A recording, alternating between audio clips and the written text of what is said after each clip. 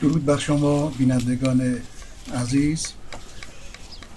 اینجا منطقه ایج باستانه در استحوان استان فارس. کاری رو که میبینید ربگیری اناره که از مرحله اولش، اناری که بازارپسند نیست و اصولا انار خندون رو از باغ میارن خانواده ها داخل منزلشون و شروع میکنن به دونگیری و تمیز کردن و شستن انار.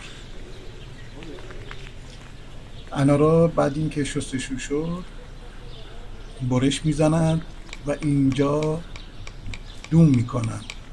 اناری که دون شد مرحله بعدیش اینه که به صورت سنتی آبگیری میکنن. حالا به صورت دستگاهی هم میشه آبگیری کرد. بعد از اینکه دونگیری کردن آب انار رو به این روش میگیرن و میره برای مرحله پخت رب انار.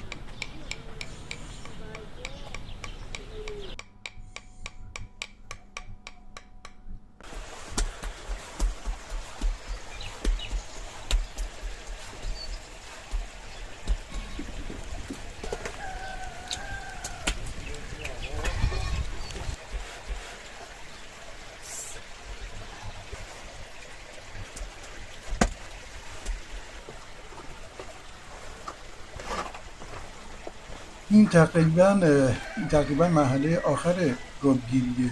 اون آب انار که دیدی صافش میکنن و میریزن داخل یک دیگی و روی آتیش هیزومی باشه خیلی بهتره و نباید کم و زیاد بشه.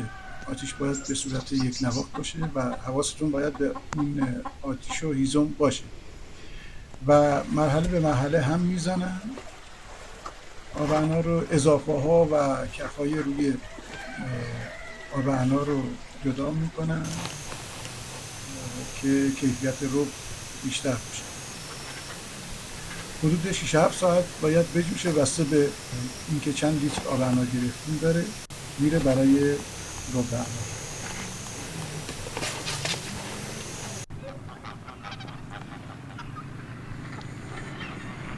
هیچ خبری نیست.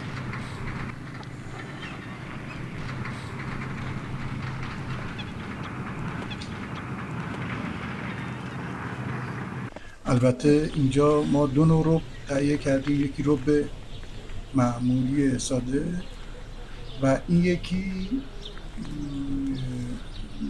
گاهی خانم‌های ابتکاراتی انجام میدن و این رب دونه، یعنی که داخلش به ریختن، به محلی رو خرد کردن و داخل رب انار با هم دیگه پخته شده و به این مرحله رسیده. هیچ خبری نیست.